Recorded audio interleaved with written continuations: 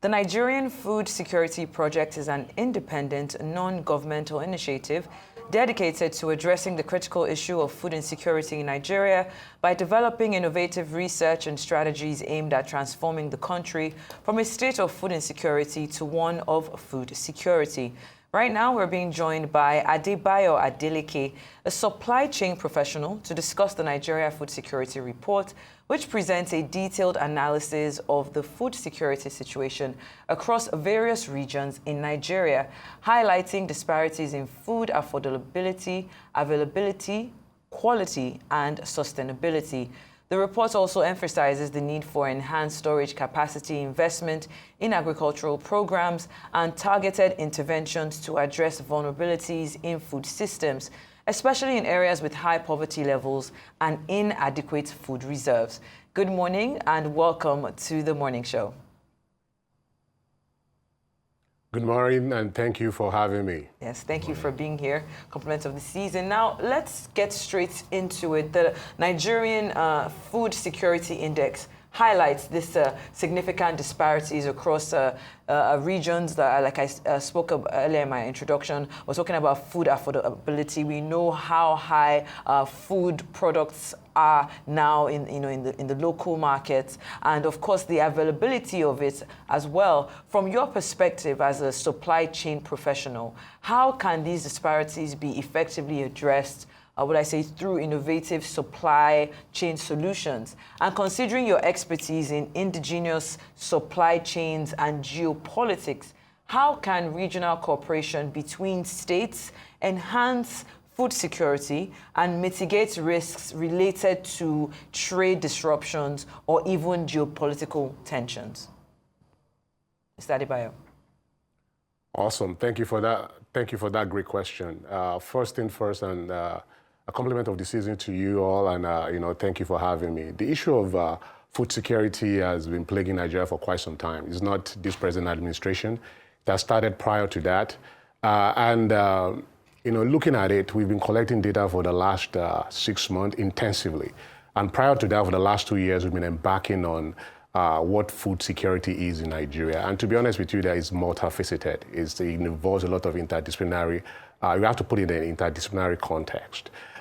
So far, this is not an indictment on the federal government or the country at large. This is the index is just to show where we are at this particular point in time. Now, it's not a finger-pointing context. It's just a fact of the matter. This is who we are at this particular point in time. And we have a lot of issues. A lot of Nigerians cannot afford 3 square meals a day. And how can this be solved? We have to look at the subnationals. Let's leave the federal government a bit. They have a major part to play. But state government and local government has a huge and humongous part to play over here. In this particular context, one of the things that if you look at the report, if you digest the report quite well, that each state government can actually do at this particular point in time is to actually have food storage facilities across the nations. We are lacking intensively in this area. And if we don't solve this immediately, this thing can be excavated over the course of time, and it can cause serious, not only food security, but other forms of security is going to be impacted. So I see, like your question is, in local geopolitical play, state collaborating with each other, understanding different synergies, understanding how they can actually play, where they can look at where they are strong at and where they are weak at, and they complement each other. I believe that's going to be easy wins for especially states in different geopolitical regions like Northeast, Northwest, South, Southeast. They can actually coordinate with each other. There is no reason why one state is strong in Southwest and the others are weak. All these things, we got to look at it holistically.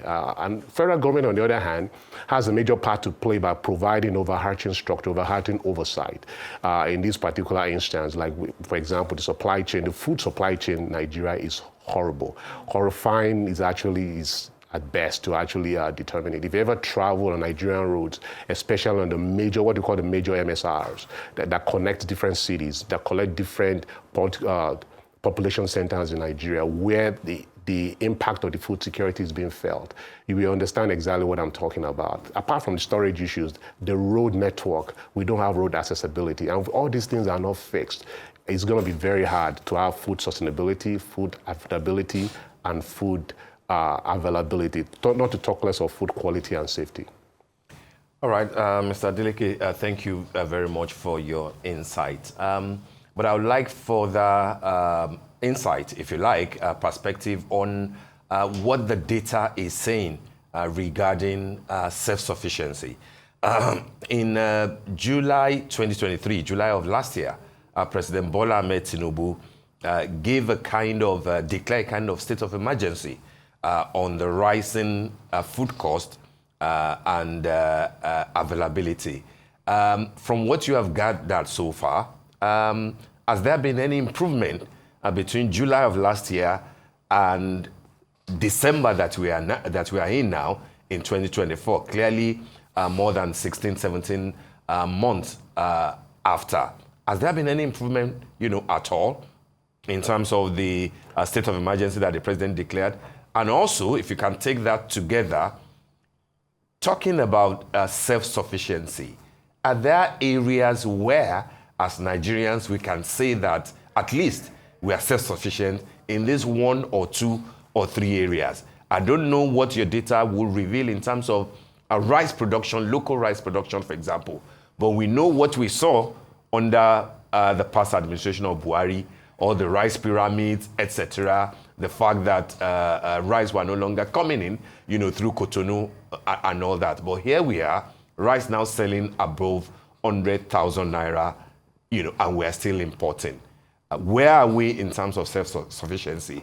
Are there areas that we can point at as successes? Thank you so much for that question. It's a very loaded question because it touches a lot of areas, but I will try to simplify it to the best of my ability, considering the data we've gathered over the course of time. So let me put it this way. Things seems eased up right now because of we are kind of out of the planting season. The season that we are, it beat right now. I can categorically tell you, let me be clear that the government has done massive work in making sure to ease a lot of food insecurity that we have in country, but it's not enough. And to be honest with you, the situation is so severe that it doesn't look like the needle has been moved in any shape or form. So to answer your first question, since the President Bola Ahmed Tinubu has taken office, a lot of improvement has been done, but the needle has not been significantly moved because, and this is what the data is telling us, because we don't really understand the idea of food security in Nigeria. And that's the bane of it all. Every time I've entered rooms and talk about food security, people always equate it to agriculture. And I need to correct that notion. Food security is not synonymous to agriculture. And to be honest with you, agriculture is one of the main pillars of food security. About 45% of our food insecurities in Nigeria has to do with agricultural production. But the rest, 55, has nothing to do with agricultural production at all. We still have 60% of post-harvest loss. How do you account for that? Agriculture has done its part. But what about the supply chain that supports it? What about all the different stakeholders, all the different touch points that supports around it? So we're going to move that a bit, because if we understand that construct, that the reason why we're here today primarily is not because of agriculture. Nigeria, I can tell you categorically from the data we've gathered so far, that we produce enough to eat and to sustain ourselves. But there are other factors. When we started this project, about 25 thematic areas are affecting food security in Nigeria. To move Nigeria from place of food insecurity to place of food security, to move food from place of abundance to place of scarcity is a very, very rare occurrence in Nigeria. You can see, how do you account for a 30-ton truck from Borno to Lagos that costs 2 million naira in both legal and illegal taxations? These are not agricultural issues. So to actually answer your question in broader context, so let's talk about, because there are border issues that affect food security as well. There are labor issues that affect security as well. There are import duties that affect food security. And those are minor issues that there are certain constructs. Once they are actually jolted and solved, other issues kind of fall off. At this particular point now, we have about 37 thematic areas that are affecting food security in Nigeria. And we continue to research these and continue to actually gather data and be able to figure out which one to untangle, because this is a wicked problem. And we can't solve it by just not understanding it. So understanding the construct of food security is the main problem. And I don't think, to be honest with you, I'm not trying to dime anybody out, but I think we've We've suffered so much because we think food security problem is an agricultural problem. It's not. And I can tell you there is enough data that we've gathered so far that is telling us that it is not. Because we have ignored the non-agricultural part of food security, that's where we are today. All right then, and if we're trying to make that distinction, between agriculture and, food security, there is a part that the report emphasized on, which was the urgent need for enhanced storage capacity to prevent food loss. And, this is something that, farmers and even those that are in that supply chain have complained about, the fact that about 25% of the food that comes out of these farms begin to, go bad or spoil even before it can get to the destination. So what strategies should be prioritized to develop more efficient storage solutions that minimize waste and improve the shelf life of perishable goods? Absolutely. So thank you for that question. I love it because it's now shined the light on the subnationals. Each state should be able to produce their own food security plan. There's no reason why each state should be looking at the federal government for solution. Within each state, they have the power to actually solve the problem. And you can even go down as far as back to the local government area as well. There is no reason why a local government should not have their own food silos. Our food system in Nigeria is quite basic until we're doing research on that to actually redefine it as well. It's tuber-based and grain-based. So to really solve a lot of our issues, rice, grains, and whatnot, is over there. We should be constructed. And again, these are not agricultural issues alone. These are, estate developers issues, supply chain issues, urban regional planning issues. Just, able to look at it. Like for example, a state should be able to look at Lagos State, for example, should be able to look at look at the urban and rural migration that is going on in Lagos right now, and they should be able to forecast it for the next 10 years. If this particular pace increases, what is the population of Lagos going to look like? How are we going to feed our citizens in case they are cut off? If Lagos State is cut off from all other states in Nigeria right now, I cannot categorically tell you that they can feed themselves because Lagos State don't have arable land to farm. But what Lagos State has done in the past, in Ekpe, they have Ekpe Food Logistic Hub, which is great. At the same time, they also signed in memorandum of understanding with different states to be able to pour in the food.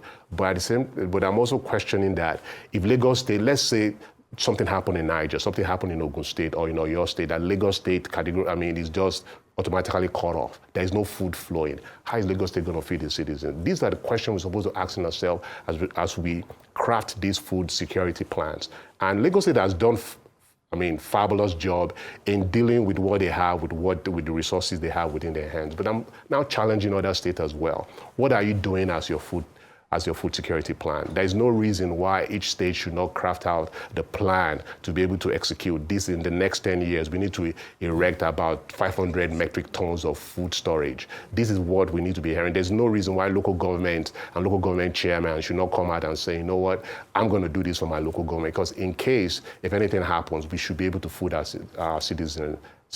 There's no reason why, at least the first 6 months of anything, any pandemic, any epidemic, that Nigerians should suffer. We shouldn't be having scarcity in the middle of abundance. All right. Brilliant submission, Mr. Adeleke, and I do agree with you that subnationals, have a role to play. I'm aware, of course, the Lagos example that you have used. I'm aware of the sort of thinking that went into the little that Lagos has been able to achieve. I'm also aware that the Dawn Commission, for example, had a template for food security for the southwest states, your Lagos, your Ogun, your Ondo, Ekiti, and Osun. I do not know how far they have gone with that. But my question to you will be that, given that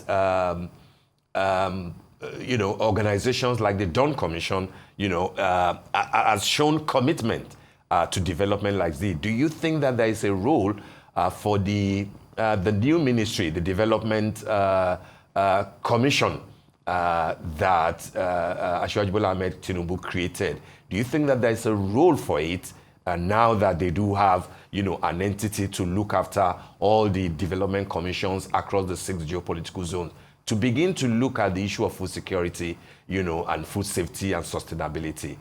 If that is possible, what will be your advice to an entity like that an entity of government that could also do a lot more beyond what the federal government is giving to Nigerians? Absolutely. Thank you so much. The issue of food security, again, is federal government concern, but ideally is subnational. And Dawn Commission, I understand, I've seen a little bit of pieces of their plan so far, and I believe it's quite commendable, but I think it needs to be updated as well. I think it needs to be updated with the current realities of Nigeria, the nuances and the uniqueness that we find ourselves in Nigeria needs to be incorporated in that food security, with that food security plan that they have to encompass everyone involved in it. Now, that being said, I think the entity set up by the federal government should engage the stakeholders, different commissions across all different geopolitical zones to engage this. Now, this is what I found out in my adventure with Nigerian food security project. The number one integrator in Nigeria is food, nothing else. The reason why Nigeria is sticking together, you'll be surprised if I tell you that it's food.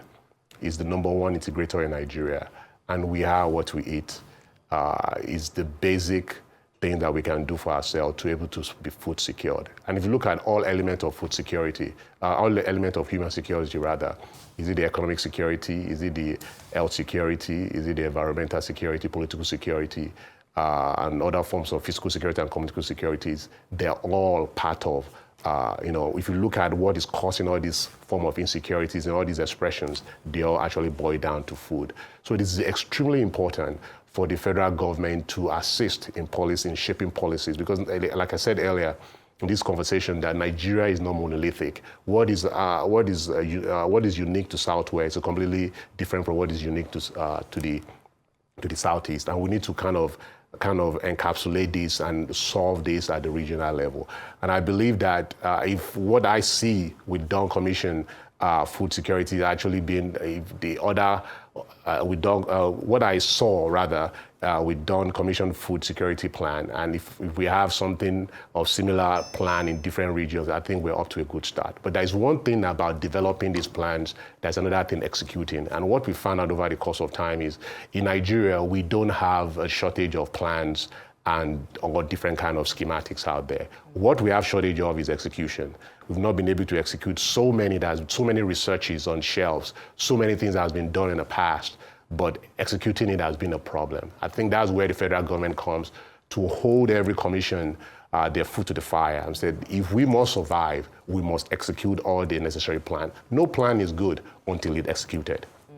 All right, then. I think that's a good place to end it. Thank you so much, Mr. Adebayo Adeleke, who is a supply chain professional. And in your words, no plan is, I guess, 100% until it's executed. Thank you so much for your submission on The Morning Show.